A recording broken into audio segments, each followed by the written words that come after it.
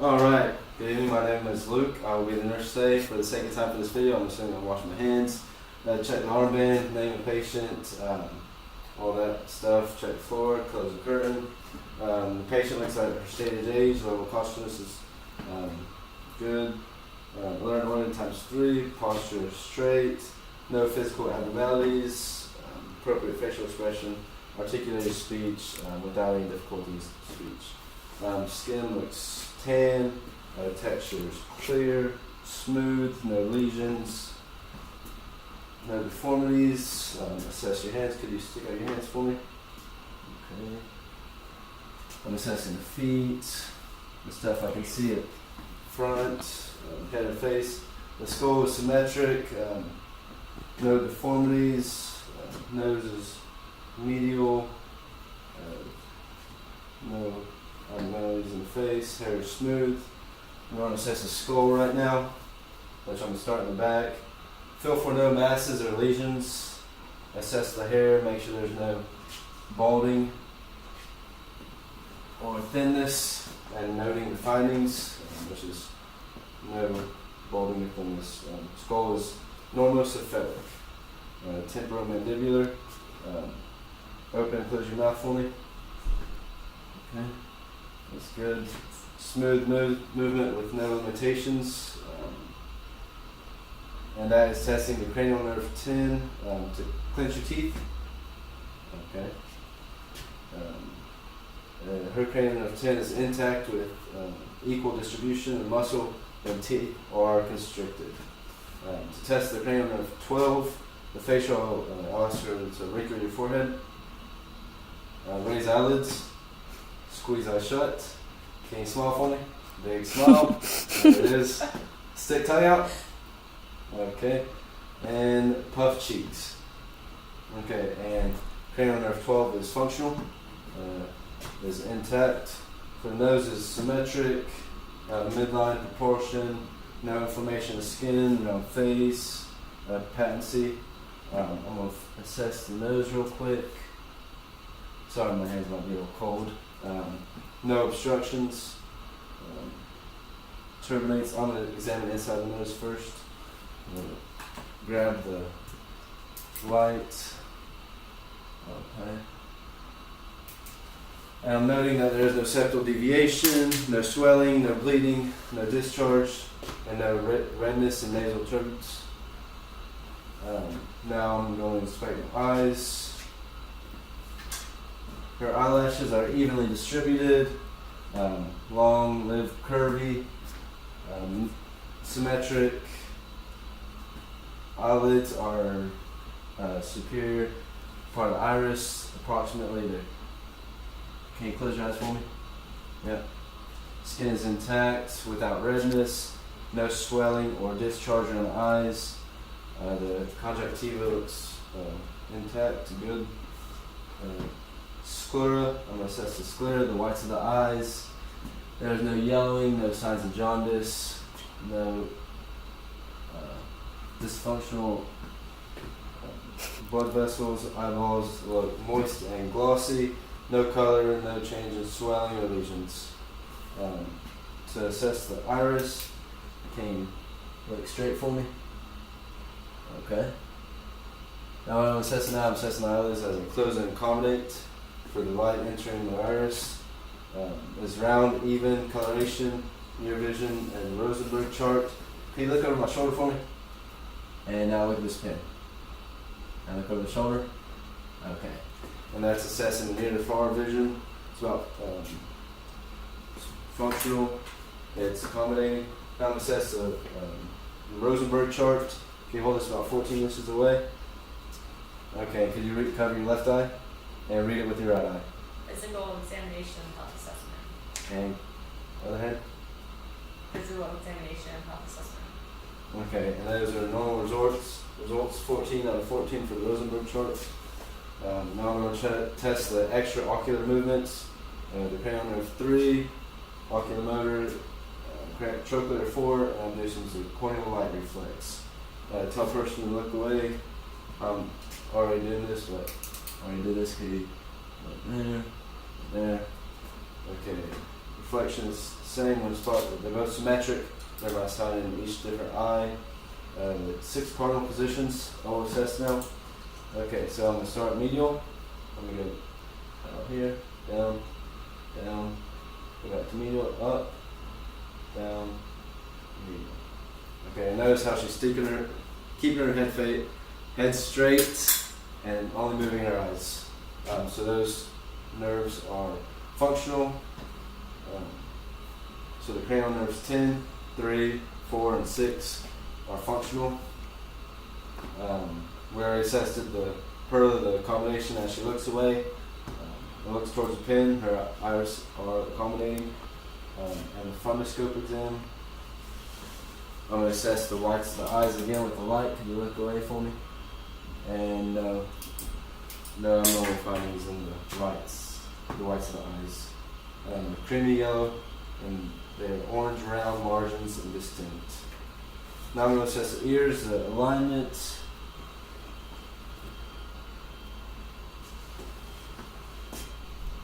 Ears are symmetric, the auricles, there's no swelling, redness, lesions, or tenderness.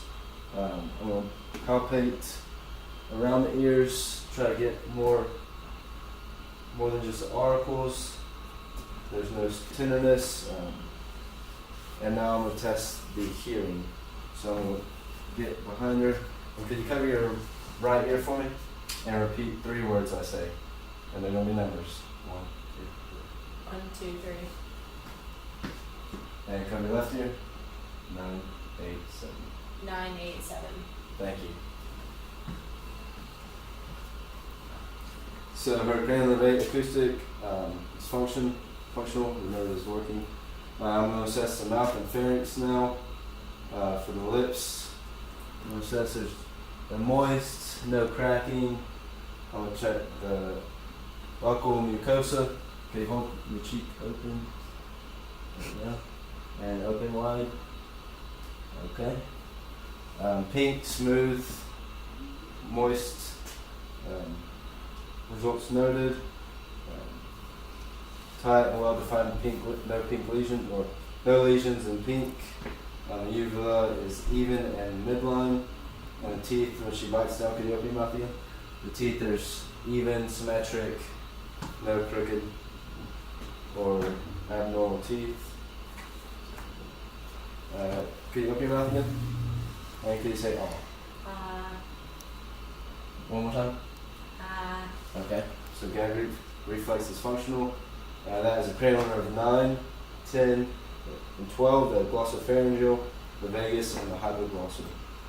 The uvula is soft, mobile, and rises whenever she repeats the word ah.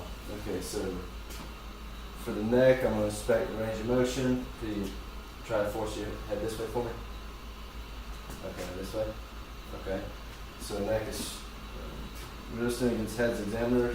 My examiner, whenever I'll push, she would resist the force, so her neck muscles are good. And I'm going to assess the spinal accessory. Can you lift your shoulders for me? Okay. Now that's the test of cranial nerve 11. Okay, I'm going to palpate the trachea. Okay.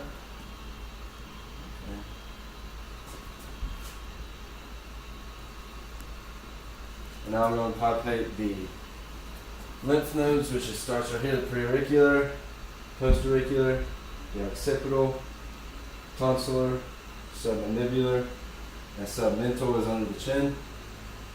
And now I'm going to feel for the thyroid gland. Okay.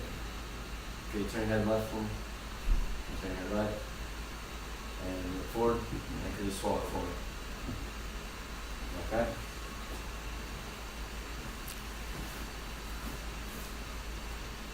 Okay. We're going to inspect the anterior thorax and lungs now. First off, I'm going to assess the exterior. The skin is pinkish, tan, smooth. The chest is expanding for respirations effortlessly. There's no strenuous breathing. Thorax is symmetric, no visual pulsations. The ascending aorta, transverse diameter is approximately 1 to 2. I'm going to palpate the lymph nodes now. So I'm going to start right here, subclavicular, And then the auxiliary is under the armpits. I'm going to check the apical imports of the heart, telling that if you could lay down for me.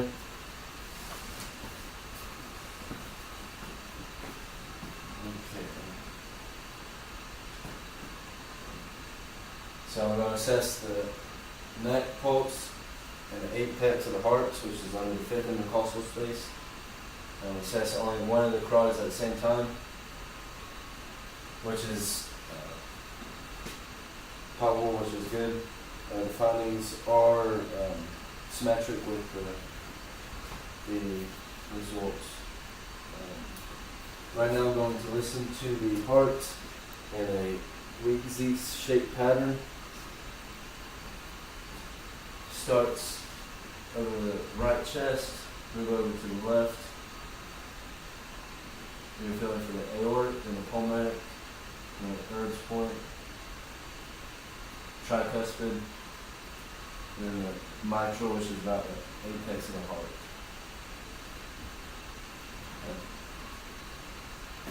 No thrills, heaves, pulsations, and precordium. No S3, S4 noted. I could easily get an S1 and S2, the love dub sounds. So that was first assessing for the diameter. Now I'm going to assess with the bell, the stethoscope. Okay.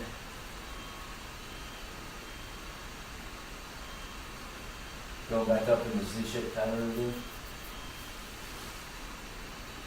Okay.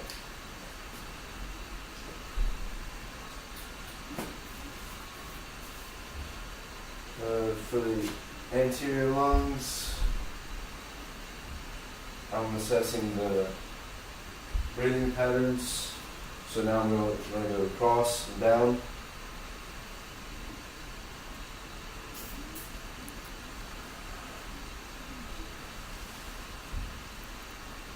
Can you take a deep breath in for me?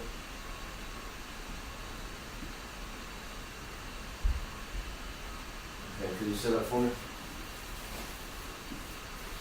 And I'm going to go behind her. And again, I'm going side to side and going down at the same time. Making sure I'm staying off the rib cage.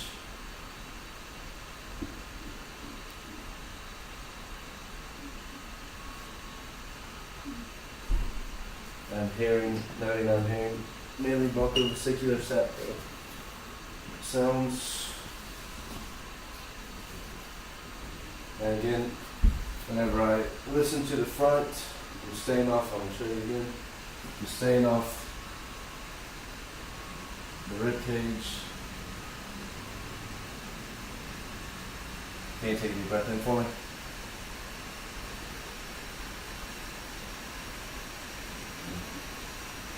I'm hearing bronchial breath sounds, no crackles, no wheezing. I'm only hearing bronchial sounds. Now I'm going to inspect the posterior thorax. The skin color is consistent with the genetic background, no cyanosis, paler, no lesions. Configuration, the spinal process are straight, downward sloping ribs are symmetric, and a 1 to 2 transverse colon, transverse diameter. The posterior thorax palpation. Yeah, can you turn it off for me? Okay, the respiratory expansion. Can you breathe for me? And I'm going to make a W in the shape of touching at her spine. Her cavity expands symmetrically, the diaphragm. Now I'm going to test for CVA tenderness, which is right around the kidneys.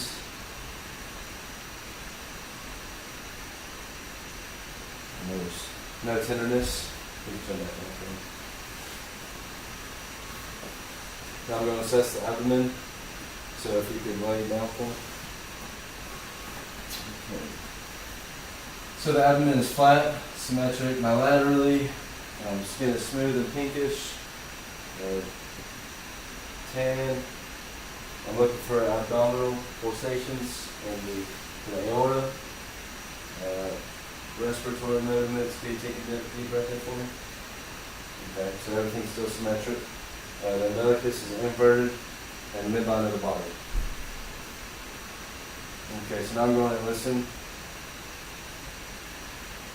in the bell sounds,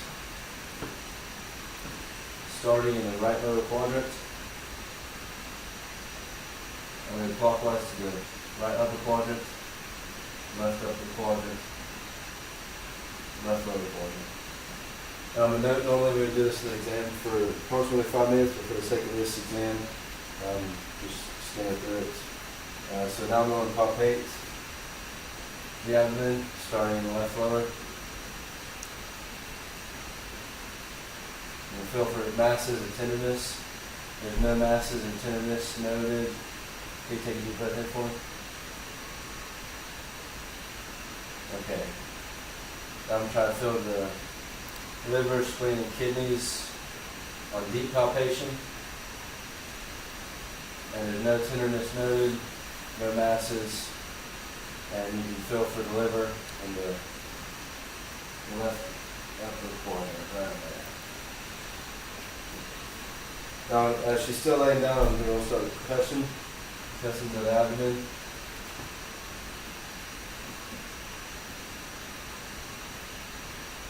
You can hear more of a tympanic sound whenever you're above the organs.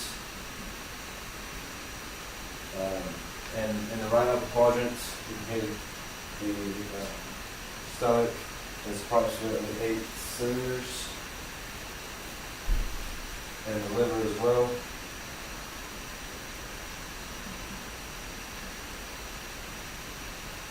Can you start for me? Okay, so now I'm going to assess the jugular distension. Can you turn your head for me? Okay, no jugular distension. Noted. Capillary refill. Could you stick up your hand for me?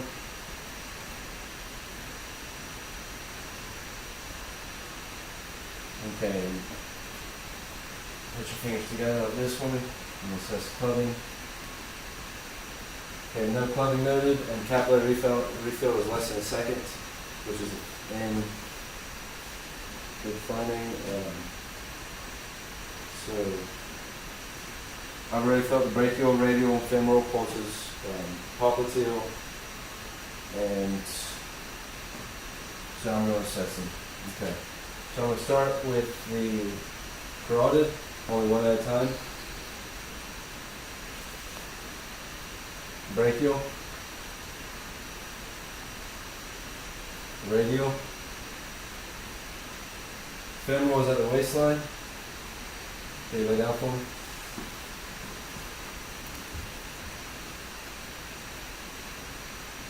Popliteal is under the knee, behind the knee.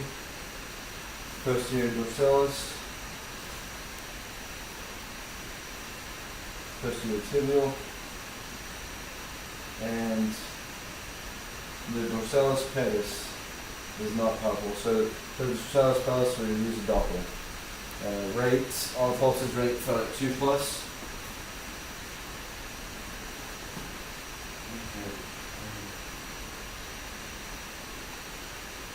So now I'm going to assess with the Bell small endoscope. That's for Bruits.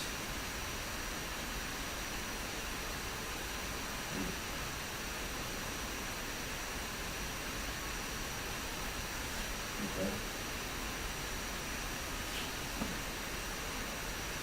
Feel for the iliac above the belly button, the renal on the sides for the kidneys, and the femoral under the belly button as well. Okay. And no Bruits found. Okay, can you sit up for me? Okay, this is going to be testing the cerebellar functions. It's a rapid alternating movement, so can you put your hands on your knees for me? And can you flip them over? And can you go a little faster? Okay, so equal turning, quick rhythmic pace. Could you stick your hands up for me? And close your eyes. And touch one finger, your best finger, 2 hands, and your left hand. Perfect. Good. Now for your century, so I'm gonna stay closing up, sitting up, so you close your eyes for me. I just said now when you can feel this touch your skin, okay?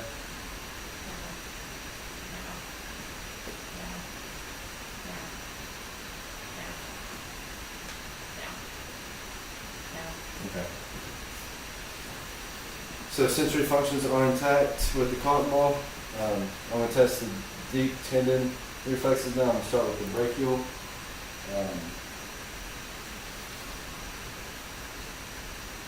I'm going to rest your arm right here.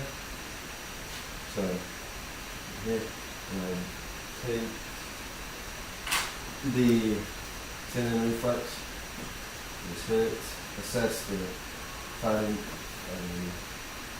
nerve, bronchial dorsalis, this is wrist. Okay, I'm going to assess the triceps if you can do like this for me. Okay. Okay, with the teller. I think just sit back a little more, there you go. Okay, one more time. Alright. And the Achilles, it's right below the heel. So I'm going to do that. I'm going to support the ankle as well. All reflexes are noted with 2+ funding. I'm going to assess the Romberg test now, so if you can stand up.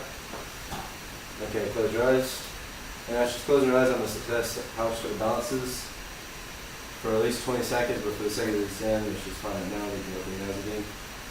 So now we'll assess the gait. So if you can start right here and just walk heel to toe, touching each foot, go into the room,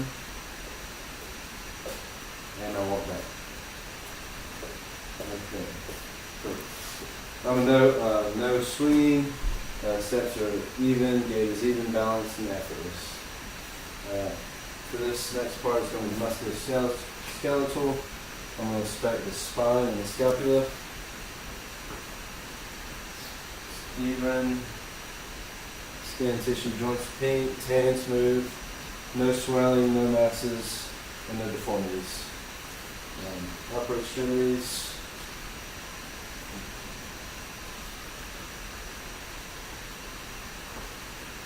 Now, can you stand up for this one? Okay. Good. You hold your arms in the front, out back. Put your arms behind your back like this. Cross them. Up. And behind your head. Okay. And that's good. You sit back down. Now I'm going to assess the shoulders. So you shrug your shoulders. And I'm going to assess the elbows.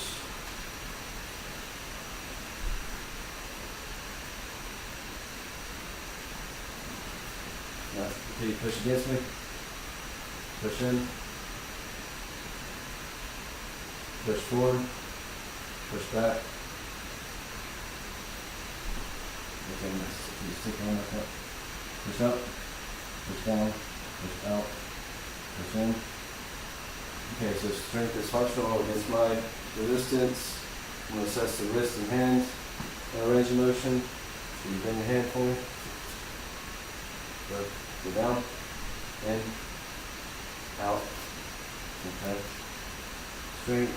Now I'm going to assess it against my strength. Up, down, out, in. Okay. So range of motion is equally with both hands.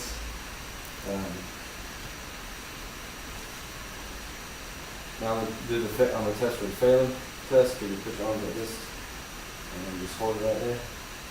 Okay.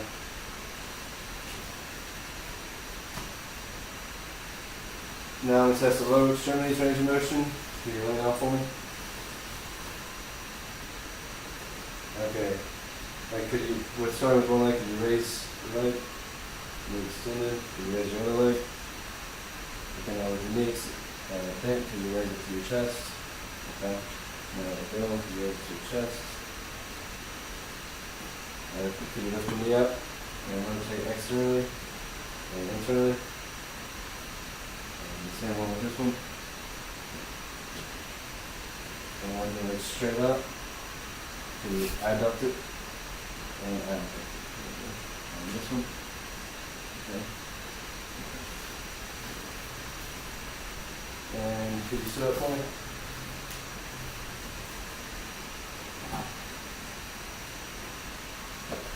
This is going to be assessing the range of motion. Can you stand up for me? Okay, lift up your leg, go off the ground, put your foot up and in, forward, go backwards, in, out, and do it with your left leg, forward, backward, and out. And now, you can sit down for me. Assessing range of motions. Okay, if you push against my force. Okay. In. Okay, out. In. Okay, now forward. Out. In. Back.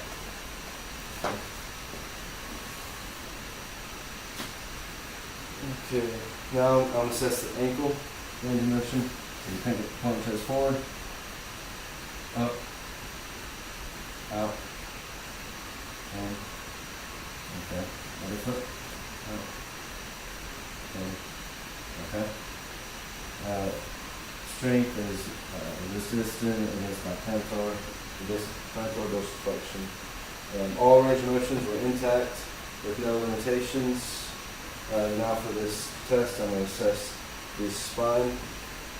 Could you stand up for me? And could you face the wall right here? Okay, so could you bend over and touch your toes? Okay, could you stand up for me? Okay, could you twist? Other way? Okay, perfect. I'm going to inspect the spine for no curvature. The spine is straight, even scapula, knees and feet are aligned to trunk, and that should be the last of my assessment.